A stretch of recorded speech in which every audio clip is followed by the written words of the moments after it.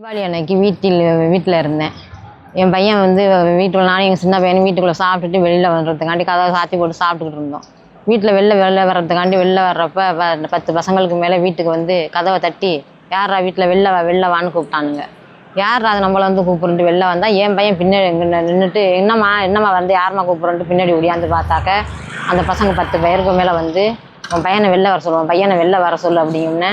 என் பையன் என்னென்னு வெளில எல்லாம் 3 பேர் நாங்கள் வெளியே வரோம்னா டபக்குன்னு வந்து என்னடா பரவானே என்னடா நீ ரொம்ப ஆடுறா அப்படின்ட்டு வந்து என் பிள்ளைய அடிக்கும்னா நாங்கள் போய் என்ன வெளில இடு அப்படிங்கம்னா நானும் எங்கள் சின்ன பையன் வீட்டுக்குள்ளே வந்துட்டு வெளில ஒடியாரும்னா என் பையன் வீட்டுக்குள்ளே வந்துட்டு வெளில ஒடியாந்தோம். சின்ன 2 பேருமே வரும்ல டப்புன்னு ஒடியாந்து அடித்து எங்கள் வீட்டில் உள்ள பொருளுங்கள்லாம் உடச்சி என் பிள்ளைகளை காப்பாற்றுங்க, என் பிள்ளைக்கு உயிருக்கு ஆபத்து வந்துட்டுன்னு சொல்லி கத்தோம்னா பக்கத்தில் உள்ள எல்லா மக்கள் வந்து கூட்டம் சேரும்னா என் பிள்ளைகளை அடித்து போட்டுட்டு ஓடிட்டானுங்க. வண்டியை தூக்கிக்கிட்டு என் பிள்ளை செல்ஃபோனையும் தூக்கிக்கிட்டு போயிட்டானுங்க.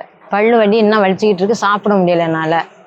நான் 6-7 பல்லும் ஆடுது, பல்லு 2 பல்லு போயிடுச்சு.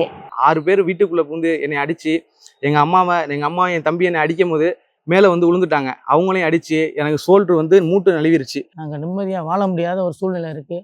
ஒரு தகவல் உரிமை சட்டத்தில் தகவல் கேட்கறதுக்காண்டி இந்த மாதிரி ஒரு சூழலை உருவாக்குறாங்க. சட்டப்படி நியாயப்படி தகவலை கேட்கறதுக்கு கூட எங்களுக்கு ஒரு சுதந்திரம் இல்லை இந்த சுதந்திர நாட்டில். அந்த மாதிரி நிலைமைகளும் உருவாகி கொண்டு இருக்குது.